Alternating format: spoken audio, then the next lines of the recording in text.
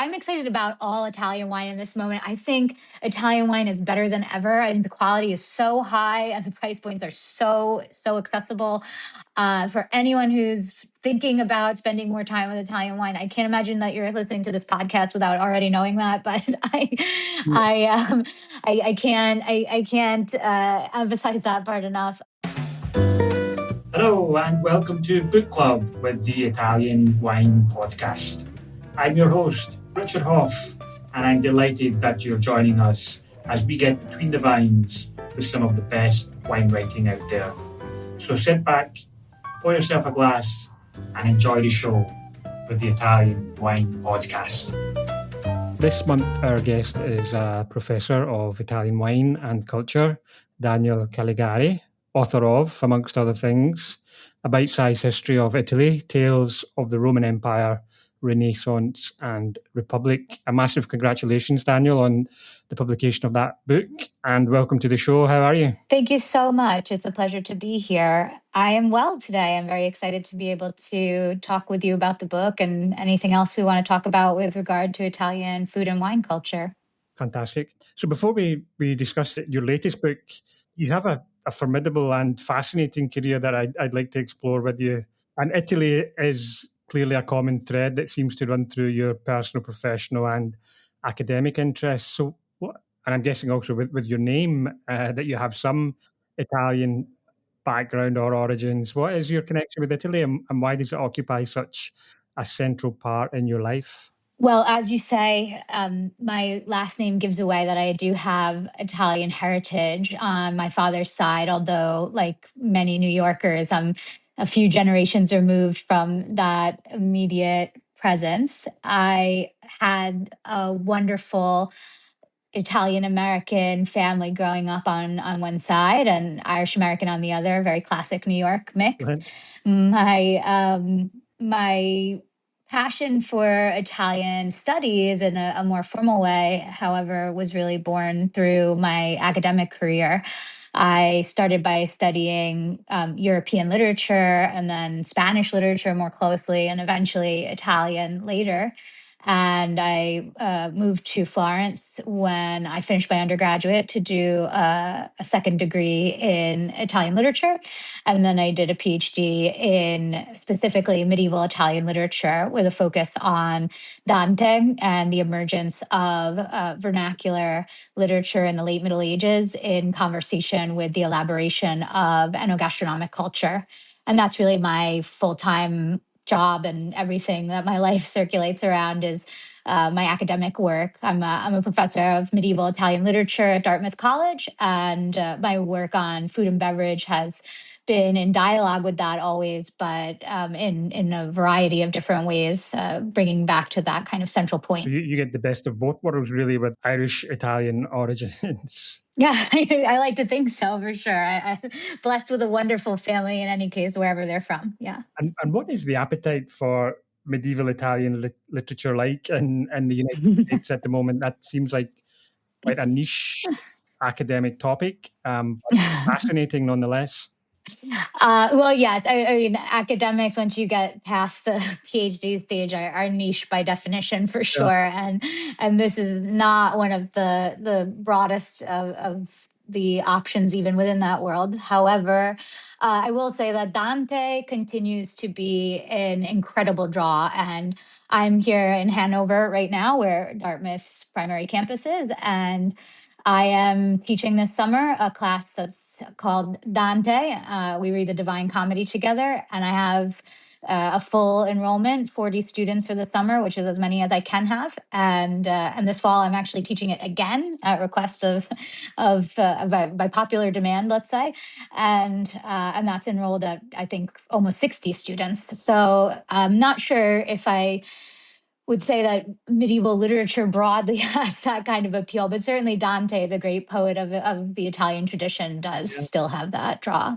And what is it then that's so appealing about Dante or so captivating for a non-Italian or non-specialist audience? And also, I mean, I include myself in that. Growing up in the United Kingdom, we had no real idea who Dante was. Our focus was almost entirely on Shakespeare, and in the Scottish context, Rabbie Burns. Sure. So Dante was not really part of a curriculum growing up, but I know from personal experience, my own children, who one of who is at middle school and the other who's passed through middle school, Dante is a central part of the curriculum for every Italian child growing up. So, what is the fascination with this man and his work? Well, your description of your personal experience with it, I think, actually really is a beautiful summation of the two sides of the coin. If you're in an Italian context, Dante is the capital T point of reference Mm. for Italian culture and especially for Italian language. The Italian that Dante used in the particularly in the composition of his Divine Comedy, his primary work, is the Italian that we really still use today. In fact, unlike with English, which has changed dramatically over the last 700 years, Dante's Italian is very, very similar to the spoken Italian and written Italian of today. And he becomes a cultural touchstone for a variety of reasons that I think are connected to the rest of the work that I do, because Italy does not have a central government for most of that time that we're looking at, from the fall of the Roman Empire up until the 19th century. So pieces of the puzzle that put together Italian identity tend to come from cultural spaces like literature.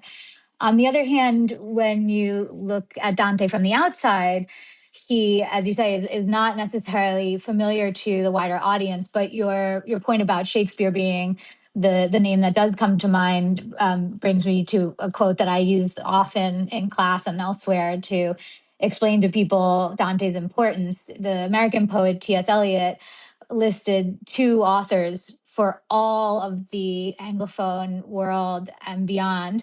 There's Dante and there's Shakespeare. They divide the world between the two of them, and there's no third. And even for people who don't know Italian, they did until very recently engage with Dante as the other great master of the literary world. And so even when we don't know him, we actually are often engaging with his work incidentally, because he was such an outsized influence on everything that was written after him, Shakespeare Yeah, included. absolutely. And he does have this almost ubiquitous presence, even to this day. In Verona, for example, if you go to Piazza dei Signori, or which is more commonly Piazza Dante, because it has this imposing statue of Dante in the middle of the piazza. So yeah, it really is a central figure in Italian identity, as you suggest. Your book, Dante's Gluttons, decided to focus on his relationship with food and wine. So how central were those topics to his work? Well, the argument for the first book I wrote, Dante's Gluttons, was precisely that Dante relied strongly upon food and beverage as universal touchstones for an audience of people who were just beginning to have access to a literary culture. So in the late 13th and early 14th century, as Dante begins to write a poem that will be in the Italian, that in fact becomes, as I said, the Italian we still use today. He needed to have points of reference that were familiar to an audience that was perhaps educated to a level of being functional day to day in their business life and their personal life, but not to the level of the intellectual elite that had preceded them and that was operating in Latin mostly before that. And so, of course, where better to look than the ultimate universals, the things that we consume every day and that everyone has strong opinions about, whether or not they come from an elite instructional background. Still today, it's a very easy shorthand. I again use this example often with my students. If I say I'm having champagne and caviar for dinner, you know what I'm trying to tell you, even if you don't know what anything else about me, about my economic status or my personal or professional life beyond that. Right? It's a fast way to explain things to people, and Dante took advantage of that. Okay, so yeah, I like that concept of food as a shorthand. Mm. So this focus on food and wine is again, it's something central to your current book as well. What are the origins of that current book? How did that come about? And is the audience different? What is the audience for Dante's Gluttons? Is that an academic audience or Yeah. Yeah, absolutely. Dante's Gluttons is very much an academic book. I wrote that book for other scholars of medieval literature, of pre-modern food and beverage culture, of literary studies, of critical theory, and so while I hope that there are some people out there who enjoyed it nonetheless, it's a pretty kind of closed potential audience, and it was very much written for a university context.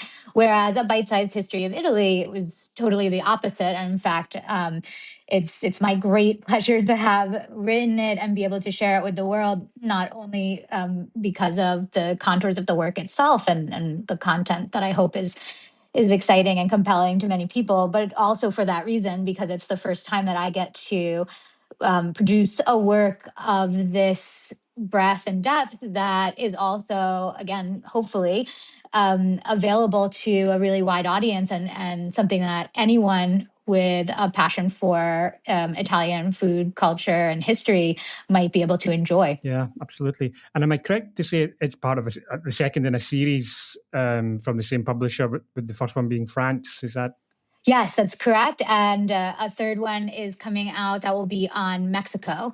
So oh wow. yeah, so I'm so pleased to be able to be part of a constellation of books that I think have an even wider audience as a result of that, for all the people who love this approach. Yeah. Mexico promises to be another fascinating example. Yeah, absolutely. I am available if there's a market for a bite-sized history of Scotland, but I I would love it.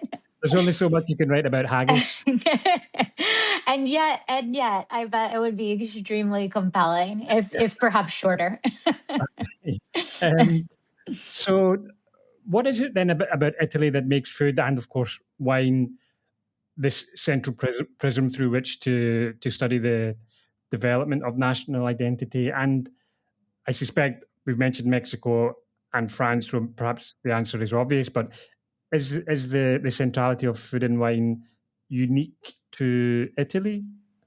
So I think I alluded to this already in a previous response to one of your questions, is that Italy not having a political coherence for most of its history, and instead having a kind of cultural center around which to magnetize the food and beverage culture in the space that would become the Italian nation state, but that wasn't that until 1861, or really quite a bit later. I mean, we could push that right up to 1945, and if we want to talk about the boundaries we recognize today.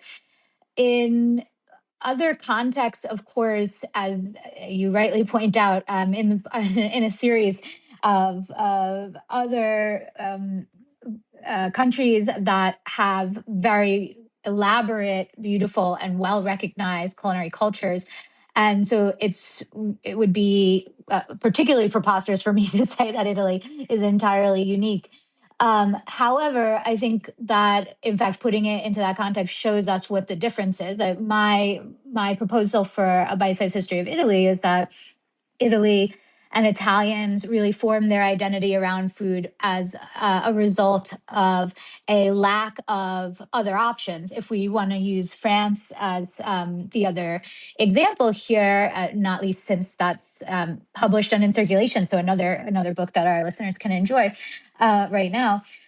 The French identity instead is a top down formation, right? So they have a dialogue that comes in a very different way of the things that we know that make French cooking and culinary culture so important to the rest of the world.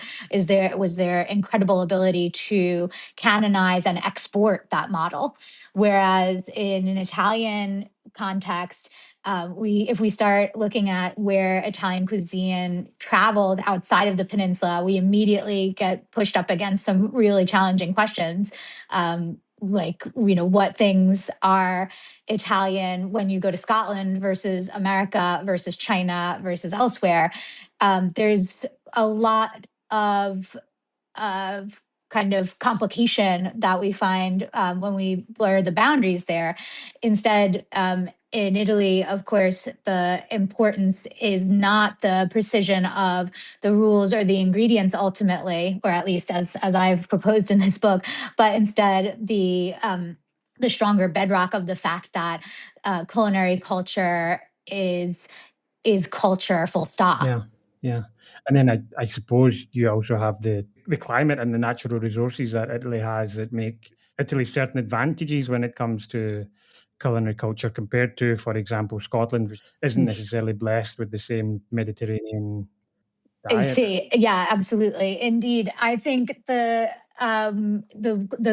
example of wine becomes very useful there because if we look at the last 2000 years, Italy is not just a continuous producer of wine, but a continuous producer of quality wine, of wine that is recognized outside of its boundaries as exceptional in comparison to what's produced elsewhere. And that's particularly interesting in this moment because if we think of how much the climate has changed from the days of the Roman Republic up until our contemporary moment, where a lot has changed in terms of what most places are able to produce in quantity and quality.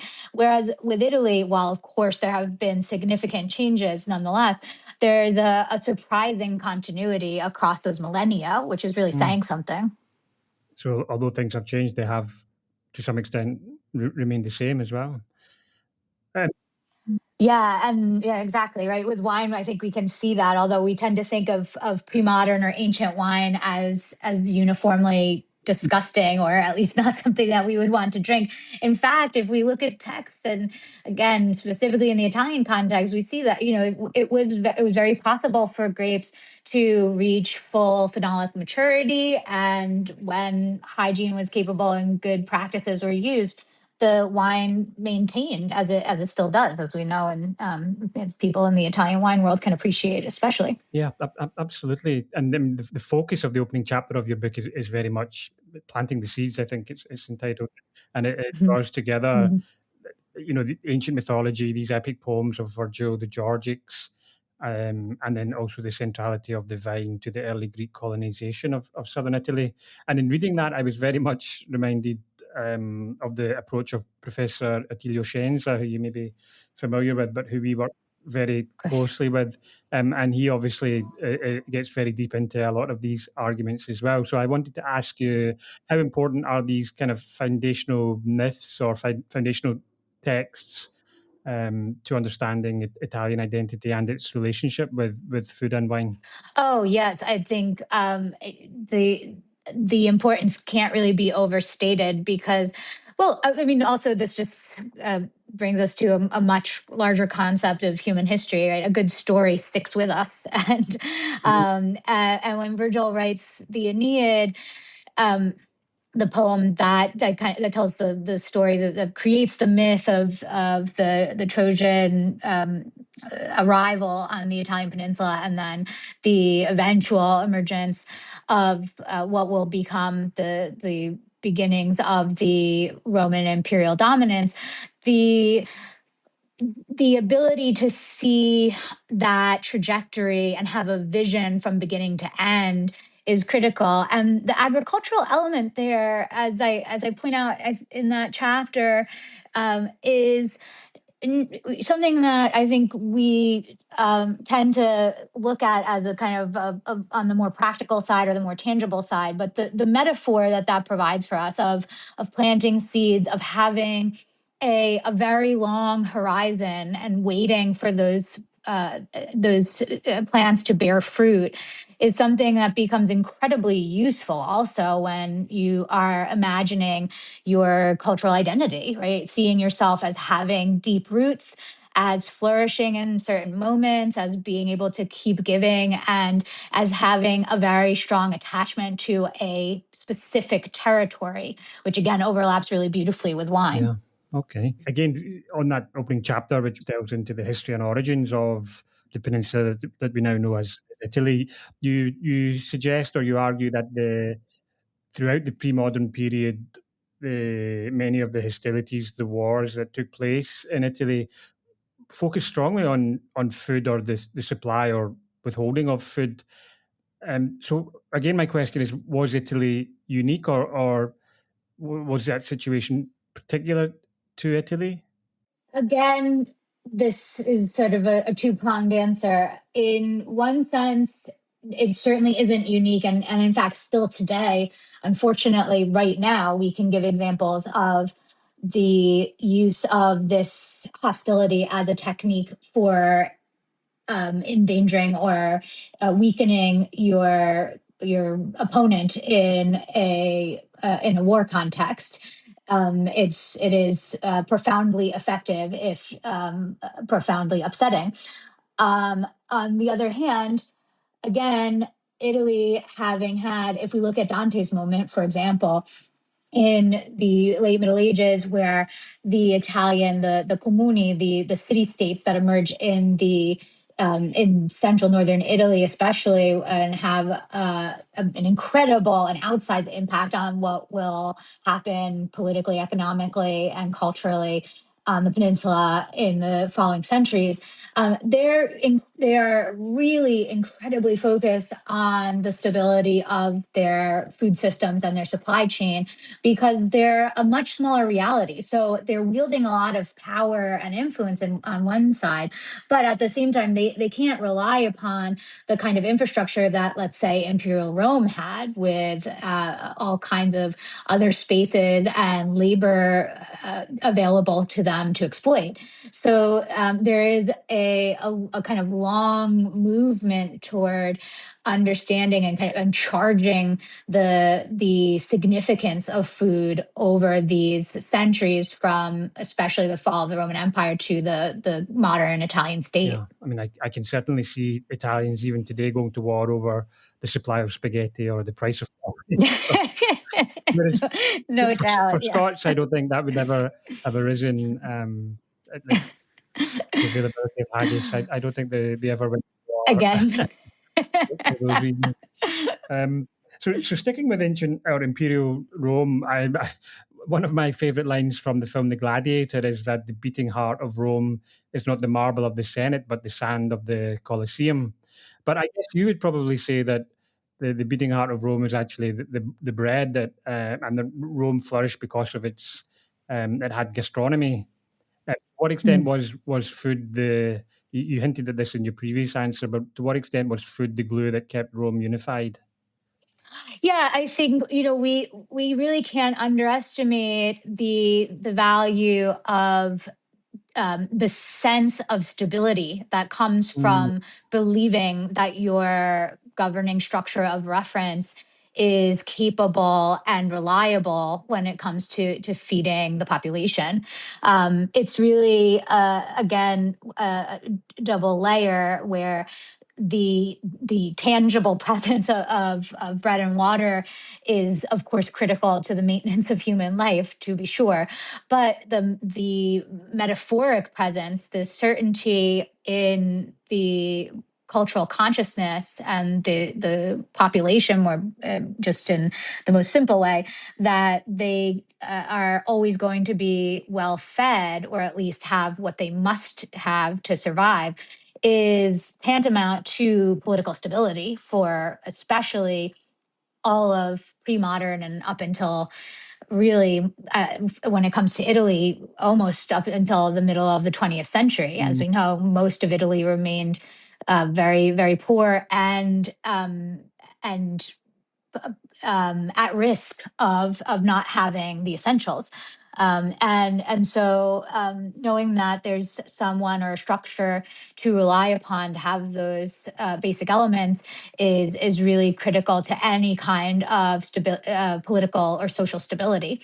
Um, on the other hand, when it comes to the elaboration of a kind of gastronomic identity, so going beyond the needs and going and moving towards to wants and desires and mm. ostentation and all of that, um, that's where you have the ability to start delineating the kind of subsections of a society that create distance and difference in one way, but in another way also create diversity and dynamism. And so there you have the opportunity to envision a much more sophisticated kind of culture as Yeah. well. Okay. So at this point, we risk offending our Italian audience by exploring some of the things that we consider to be authentically Italian. Um, I'm thinking of things like coffee and tomatoes and pasta that we just think that have always existed in Italy and have their origins in Italy. But in fact, that's probably not the case.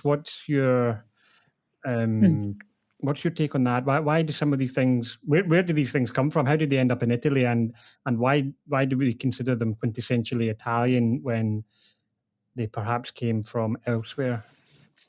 Well, I think so. I'll start in order of scare quotes most indigenous to least. And when it Mm, comes to pasta, there's no question that people were combining flour and water and rolling them out into some kind of shape for as long as we've recorded history. And that kind of that's almost universally human. The definition of what flour is and what shape it took after that becomes more complicated. But certainly, some form of pasta was being used and consumed on the Italian Peninsula for millennia. The significant distinction is between the machined industrial pasta that we're familiar with today, and that became right. a staple in Italian households and Italian restaurants within the peninsula and beyond. Um, and that's something that really becomes huge again in a post-war moment. We could start saying that by the end of the 1800s there's a significant presence, especially in the areas you would expect in Campania, for example. But most Italians don't start eating that kind of pasta until Italy has an industrial food apparatus, and people start eating the same things across the peninsula, which really was Mm, not the case until actually the 60s, or even to some extent a little bit later. Um, the When we look at the tomato, we're looking instead at a post-Columbian exchange food item that, like so many things, is not indigenous, but becomes essentially indigenous. And there we could start talking about grapes. And I know Professor Scienza has given some great pointers on how to understand the questions of indigenous and autochthonous grapes. yeah, We absolutely. can extrapolate that to other agricultural products. Tomatoes Mm, are not indigenous to Italy, but we're looking at hundreds of years of broad cultivation of various cultivars across the peninsula, and a very profound integration into the diet. So there's no reason why we should undermine its presence or question it in any particular way, except to understand that, again, most people, if we look at the very long history of the cultural idea of Italy before there's a nation state of Italy, most people weren't eating tomatoes. They just weren't part of the diet because it took a while before they penetrated to that level. And Dante did not have tomatoes. And in the Renaissance, we see tomatoes around, but they're mostly curiosities and mm, exciting, exotic things that come from abroad. And then later, when again we have a much larger movement for, or I should say, a much larger apparatus in place for how agriculture will be imposed, then there's a lot of growth of tomato, which takes easily to the Mediterranean climate. On the note of coffee, coffee was never produced in Italy, and it probably never will be. It doesn't really mm, make sense to grow it on the Italian peninsula. It does not grow particularly well, like in contrast to the example of tomatoes. And In fact, coffee was not a huge part of anyone's diet or day-to-day lifestyle in Italy until after, again, the wars that brought the exchange of goods and then the elaboration of an industrial complex and then the growth of an eventual middle class that permitted people to have disposable income and interest in outside products and the ability to access them. But what Italy did have, which won't surprise anyone who's a lover of Italian culture more generally, is great design and innovation. And so the development of the machines that we all know and love in the Italian bars that we frequent today that make espresso were a very important part of promoting coffee and coffee drinking culture in the Italian context. And then, of course, the development of the mocha, which brought coffee into the home. So I mean, really, these cultural icons or these culinary icons of Italy really are relatively modern additions, I suppose, to the Italian culinary experience, but nonetheless iconic for that. Before we turn to the thorny subject of carbonara, I wanted to ask you, you mentioned this coming together of bread and flour, and it just occurred to me that I had Professor Edward Slingerland on the show earlier in the year, and he was arguing basically that, and this is just one of my pet topics, so you know, don't feel obliged to express an opinion either way, but he was basically suggesting that bread was a byproduct of beer rather than beer being a byproduct of bread, and I wondered if you had an opinion on that. I am familiar with this line of argumentation, and I think I would consider it to be much the way all cultural development happens, more of a dialogue or something that's rhizomoic. So the fact that both things kind of led to each other or fed each other, if we want to fall into puns, I think is probably what encouraged the success of both, or the anchoring of both as cultural touchstones, as well as dietary essentials. But I will say that I think it's extremely important to emphasize, as I try to right now with the conversation that's going on about the consumption of alcohol in our shared wider cultural space. There's been this idea that we're kind of living through something that's unusual when it comes to re-navigating or navigating our relationship with alcohol. And as a medievalist by formation, I take pains to always emphasize that, first of all humans in all times and all spaces have found a way to create an alcoholic product. So it is not up for discussion of whether or not we came up with whatever we're drinking and the desire for it. And certainly the idea that bread is a byproduct of beer, whether or not that is exclusively the truth, is, I think, an important element to consider there. That if nothing else, the dialogue between the two is what made bread valuable in part, if not only because of that. And similarly with the question of if we should be drinking more or less, so too we can go back to Dante's time or before to look at people arguing over how much wine you should have in your diet and if it's good for you or not. And these are things that were as important to people in a past cultural moment as a historical moment as it is today. Yeah, that's fascinating, because we consider this neo-prohibitionism a relatively new trend, albeit, of course, we had prohibition also in the 1920s. But as you suggest, that kind of discourse has been happening since at least the medieval times.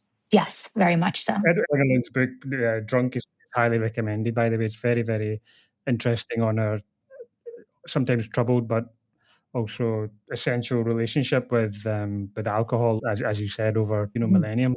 Yes. Absolutely. Yes. Okay. So to return to carbonaragate, I mean, why are Italians so demanding when it comes to preserving the integrity of their food? And carbonara is obviously the primary example. Again, is that particular to Italy? What is it that makes them so demanding? And are Yes, they yeah, justified yeah.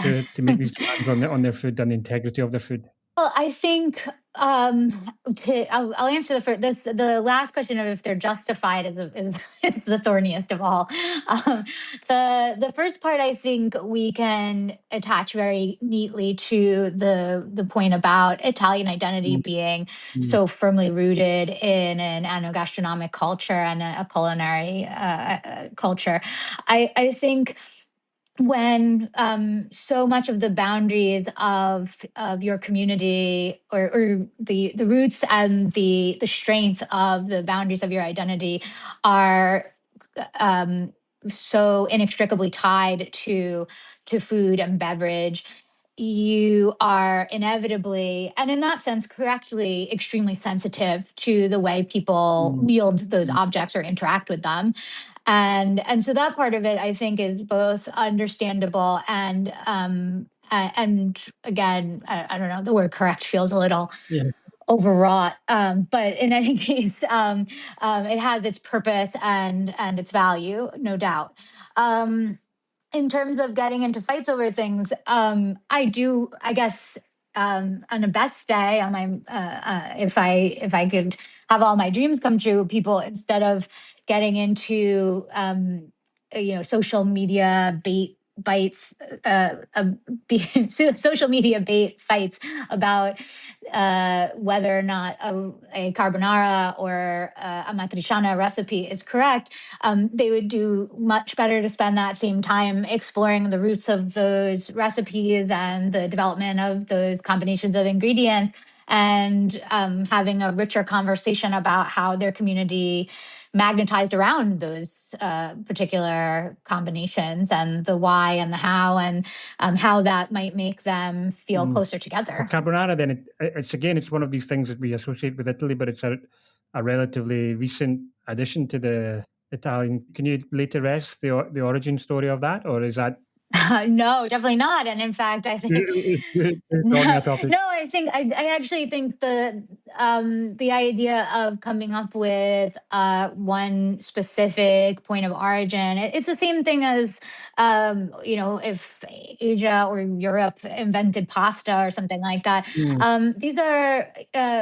bring us back to let's step all the way back to the development of human societies in a very, very broad lens. I'm born in 1985. I'm 40. I grew up in America. I went to New York public schools. The story that I got was, ancient Sumeria, and there's a cradle of civilization, and the world kind of develops out from there.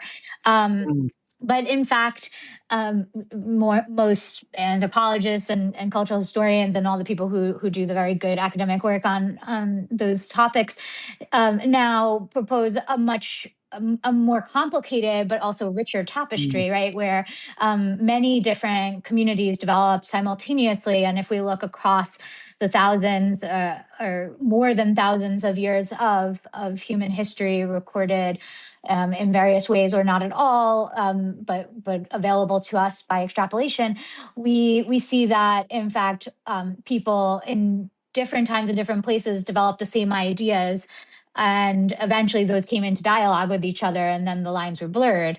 Um, it's no surprise that people eventually put together these kinds of recipes, catapulting us right back into the contemporary moment.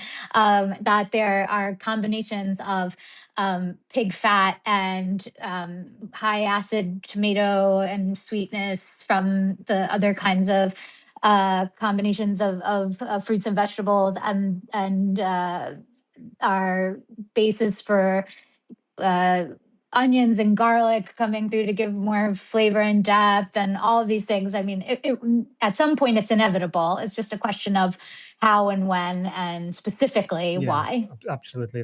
That's a very diplomatic answer, but I'm sure one that's grounded in academic authority as well. I I'm reminded of a thread I read earlier in the week on social media, and it was about chickpeas and the use of chickpeas to make a kind of a bread or a flatbread or something like that, and how that the guy, I can't remember the guy's name, but I'll put that in the show notes, basically explaining how very similar way of preparing chickpeas as a kind of bread emerged across the Mediterranean and North Africa, and even to this day, they still have their own kind of variations on that theme with the different names depending on the culture involved.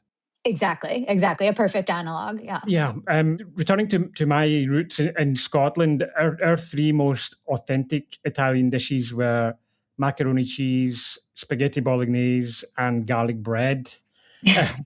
So none of these I discovered when I moved to Italy 15 years ago were actually authentic Italian foods. So how does that kind of cultural appropriation happen, and is that harmful to authentic Italian culture, or are we entitled to deep fry pizzas and variations as offensive as Italians might find them?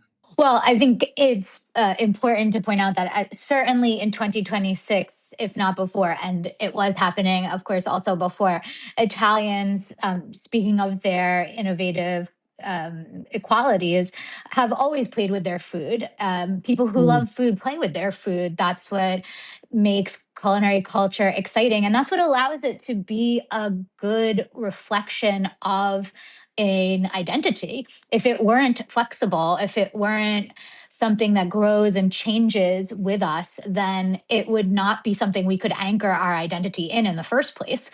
So I think that's a really important kind of platform from which to depart with this discussion. And then when it comes to fusions or manipulations or appropriations, Italian, if I go when I go to my students here at Dartmouth, I ask them, what's the greatest place to eat in the world? It doesn't matter where they came from. And I have a very diverse, I'm blessed again with an incredibly diverse group of students who come from all walks of life, all parts of the world, all different ethnic backgrounds and educational formations. And there is absolutely no competition that Italy is number one. Now, other people will throw out other examples, and we could argue day and night about what we would rather eat. I personally would not probably die eating Italian food. There are so many other fantastic things in this world that I don't get a lot of and have more nostalgia for. But in any case, the idea that Italian food is the greatest food comes from the fact that Italian food has traveled the farthest and the widest and has been a cuisine that other people have felt comfortable experimenting with. And so I think whenever we might feel an urge to exert control over it or pull back our the extension of Italian ingredients or possibilities in other cultural spaces, we have to remember that Italian dominance in that enogastronomic space is largely thanks to the fact that people have not felt fear in the face of experimenting with Italian food. And I mean, I guess meatballs is the other good example of that. Sure. Meatballs, Yeah. I guess. Aside though from the idea that you have the adaptability, you have this comforting quality, you have this accessibility really of Italian food.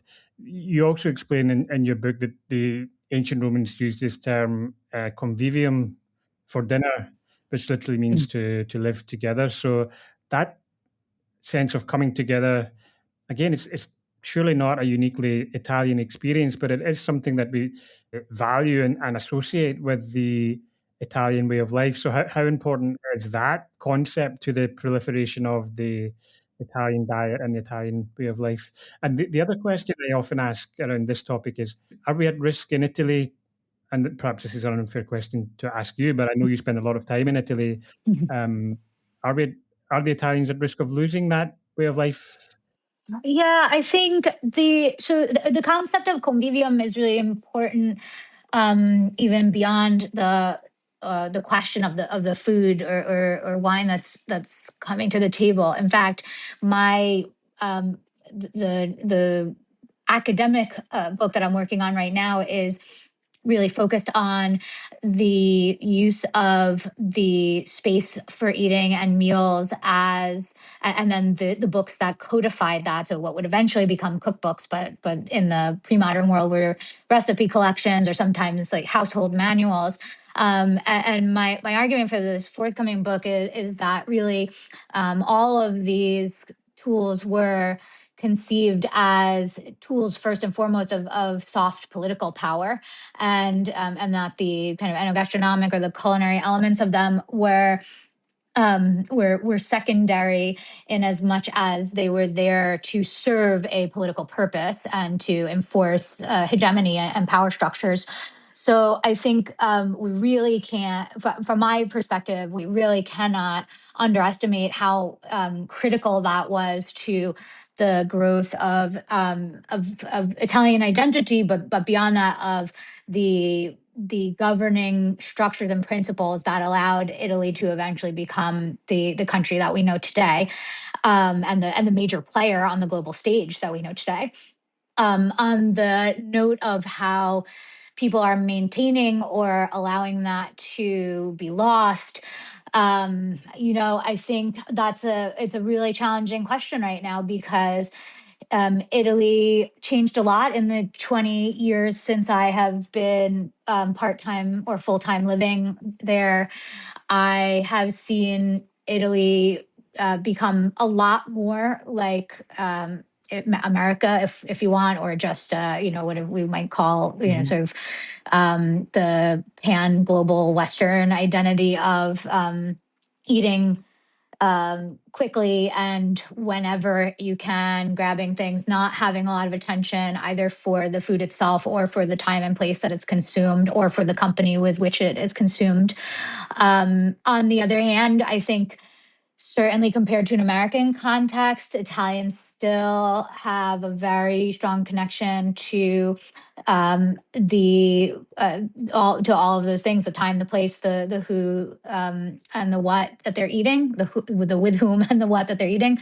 And I don't see it being lost in in its totality. I see some parts of it being eroded a little bit, and maybe less emphasis on it. But it's still very present. And again, comparatively, I think Italians still really put a lot of emphasis on that. And again, looking anecdotally at my students when they come to spend a term in Rome with me for their study abroad, they live with families. And actually, just this last winter, I was with a group, and after their first week, I asked them how they were settling in. And the first thing all of them observed to me was that everyone in their household sat down to dinner at the same time. And that was not usual for them. And they really appreciated that and enjoyed it. Yeah, I mean, for what it's worth, I would completely agree with that interpretation. There is certainly some erosion, which I guess is understandable, I guess, with the globalization that you mentioned, but also with the emergence, even in Verona and in Italy, of high street brands, coffee brands or fast food brands as well, and also changing family circumstances, I guess. But still, I would say that culture has not been lost, and I don't think it will be lost either, because the meal times and coming together around the table still play such a central part in Italian daily life. Yes. Okay, I mean, the book, as I mentioned, I've only read the first chapter, but it's absolutely fascinating so far. So I'm really looking forward to getting stuck into the rest of that. But it's by no means the only searching for a metaphor, the only plate that you're juggling at the moment. One thing I wanted to ask you about was or another thing, as well as your academic career, which we've spoken about, the podcast series that you co-host with Katie Parler, Gola. Can you tell us about that? Yes, absolutely. I'm always delighted to talk about Gola. Katie and I have been doing Gola for closing in on 10 years, and it's a podcast dedicated to Italian food and beverage culture. And sometimes we talk about ingredients, sometimes we talk about historic moments, sometimes we talk about places, sometimes we talk about people. It's a very casual conversation between the two of us. Katie has been living and working as a tour guide, author, journalist, interlocutor for our chefs and restaurateurs and so many other things, based in Rome for 25 years. I think most people who are listening to this will probably be familiar with her name. And she and I have been friends for quite a long time as a result of both overlapping interests and background that's very similar that joined us together. And we try to keep up with the podcast more or less regularly. We're pretty terrible at that part of it, but we do have a rabid fan base and delightful group of people who listen to us all the time, and for whom we try to also do some in-person events. For example, I have one coming up on August 3rd in New York City, where Katie and I will be together at Peasant and talking about our books and just hanging out with people who we hope not only love the podcast, but also the other work we do. And it's just an absolute delight and pleasure to be able to chat with a friend about the things that we care about and have people listen, as I suspect you can appreciate. Yeah, absolutely. It's being aware of your audience and knowing that there are people out there listening is Yeah. is extremely important to anyone, I think, who's involved in the podcasting world. Mhm. We'll share some notes on that and on that New York event in the show notes. Thank you. You also run a boutique travel and gastronomic experiences company that organizes bespoke tours, I think, in, Yeah. I want to say Tuscany, is that right? Or is it? Yeah. So Tuscany and Sicily. Yeah. So I have, again, I'm very lucky to have another dear friend with a kind of a similar set of skills and interests and values, Carmen Gomez, who, like me, has a PhD in Italian studies and worked and lived in both Italy and America in academic contexts and in education and communications context. And she and I, right about the same time I started the podcast with Katie, I started Cabinet Travel with Carmen, and we bring very small groups, really no more than 8 people ever, to spend usually a week, although that can be tailored as well, to learn about food and wine in Italy. We have been Tuscany focused because of the fact that I lived and worked in Florence for years, and Carmen similarly was based in Tuscany for many years. But we have, over the last several years, started doing more and more in Sicily, where we have had really incredible experiences with our clients. And next year, we're adding Puglia, and I would be only ecstatic to expand that offering. But we usually kind of consider it as a breadcrumb trail, right? We start in Tuscany and get people to expand their horizons, and we've done really well with that. And it's, again, just such a pleasure to get to share all the things that I have over the last couple of decades learned, and especially the people more than anything else. What's unique about the tours that we do is that I, work only with people with whom I have personal and what I consider to be very close friendships, and so the people who come with me get to feel like they're or not feel like they get to experience what it's like to visit these places and enjoy the foods and beverages produced in these places that are reflective of that microcultural space and that local history and that territorial identity, with the people who are able to tell those stories in a very intimate and unique way. And they're there as personal guests of the people who are the ambassadors of those spaces. So it's really, I can't I can't emphasize enough how special it is to me to be able to share those experiences with more people. And I keep it small because it's very important to me that that intimacy remains and that opportunity to create real relationships remains. But I continue doing it, and Carmen joins me on this every year, even with all of our many other commitments, so that that number can slowly but surely expand, and so that community that's outside of those spaces can continue to then turn around and be disciples to the rest of the Italian food and beverage loving world, hopefully. Fantastic. They do look fantastic. I took a quick dive into the itinerary of some of those tours. Oh, thank you. And Puglia will be a fantastic addition as well. I'm just back actually from a week in Gallipoli. Oh, fantastic. Yeah, beautiful. They are very hot at this time of year, but Yeah. so is everywhere. So Yeah, right, exactly. New Hampshire was even hot. So yeah, there was no escape. Yeah.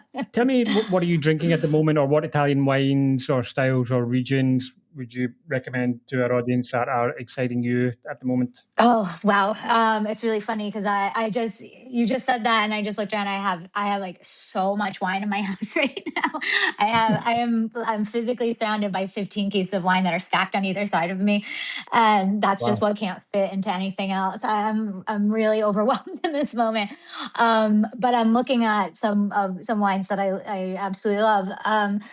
I'm excited about all Italian wine in this moment. I think Italian wine is better than ever. I think the quality is so high and the price points are so accessible. For anyone who's thinking about spending more time with Italian wine, I can't imagine that you're listening to this podcast without already knowing that. But I can't emphasize that part enough.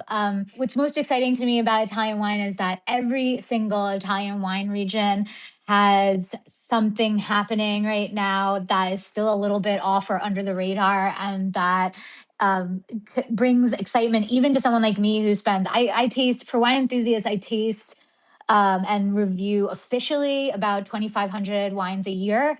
And that's just what goes into the bank, right? So Wow. I taste a lot more wine than that, probably close to 10,000 wines a year. And so Wow. I am an example of someone who gets to experience a lot of Italian wine and who might become really jaded and exhausted by that. But I absolutely do not feel that way. Even on my most tired day, Italian wine is still filled with surprises for me and excitement. And there are infinite categories I could point to. But what I would say, for a concrete example that might actually get a couple of people even listening to this podcast to raise their eyebrows, is Marsala is so exciting to me right now. It's always been a category that I'm very excited about. It's always been something that really drives my passion.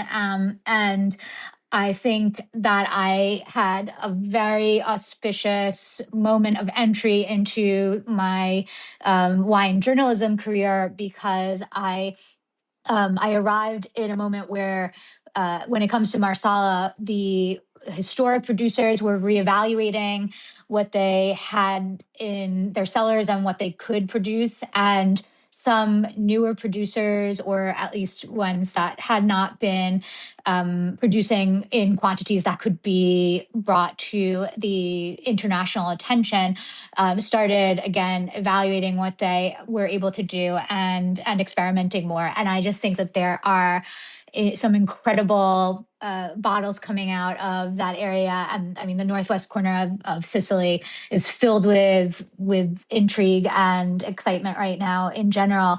But I mean, what better example of something to get people who haven't been excited about wine in the past, or haven't had a relationship with wine in the past, to experiment a little bit, than a product that has hundreds of years of continuous production history, and that has a flavor profile that you probably have never experienced if you haven't had specifically Marsala before, and that has incredible longevity. I mean, incredible longevity.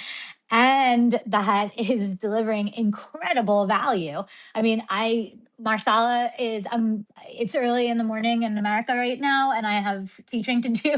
But if not, when I finished with this podcast, I would be pouring myself a glass just because talking about it got me so amped. So Yeah, so as you suggest there, it's a wine with a really incredible history as well. The story behind the early development of Marsala and the commercialization of it is really some amazing characters and personalities involved in that. Yes, absolutely. You mentioned your current work in progress, something that you're working on in the academic context. When can we expect to see that book? Oh, so the academic book is, like all academic things, a very long project. So I do hope that is something that could be out in so that would be like a 3 to 5 year horizon.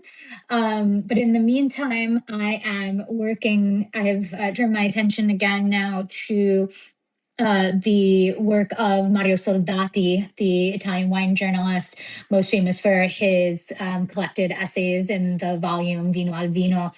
And I have been, I've worked on that in an academic context before. I have a couple of academic articles and translations of Soldati's work out or en route to coming out.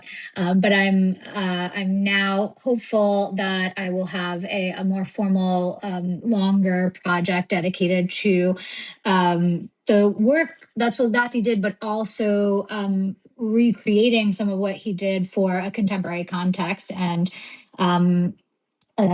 folding together travel, cultural identity, and territory into an exploration of wines and wine production in a more formal context. So I hope that I'll have kind of a few things that will give people an opportunity to start engaging with that work that'll come out along the way, and then eventually a book on that, and in the longer term a study that will be certainly more academic, but I hope once again somewhat more legible to a wider audience, work on recipe collections, cookbooks, and politics in the Italian tradition. Fascinating. So no shortage of projects to keep you occupied? No, that's never. And then, of course, I'm always writing stuff for wine enthusiasts. So you can find my new articles. In fact, the new Italy issue is out this month. And I did something on Sardinia because apparently everyone was legally obligated to do that this year. But it's about Sardinia without talking about or seeing the beach at all. So Right. There's that. Did some work on Maremma. Did some work on the wine caves in Barile and the Alberescia communities.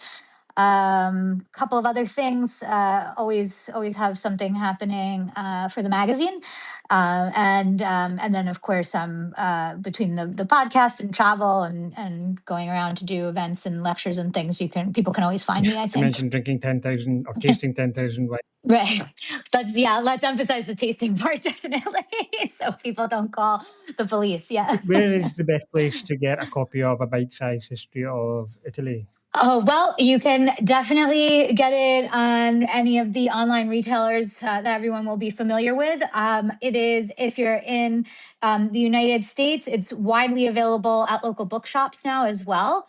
It is coming out this month through our UK printer in the UK and European markets. So people will shortly begin to see it highlighted in local bookshops in certainly in Italy, where there's I'm told some demand, hopefully. Fantastic. Thank you so much for being my guest today on Book Club, and once again a massive congratulations, not just on the book, which is impressive, but also on the development of such a coherent and formidable academic expertise. It's impressive, the ability to take that to a wider audience as well. So massive congratulations and thanks once again for your company today. Oh, thank you. That's very kind.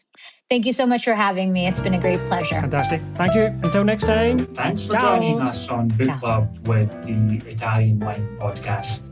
Tune in again next month when we'll get Between the Vines with another great wine book.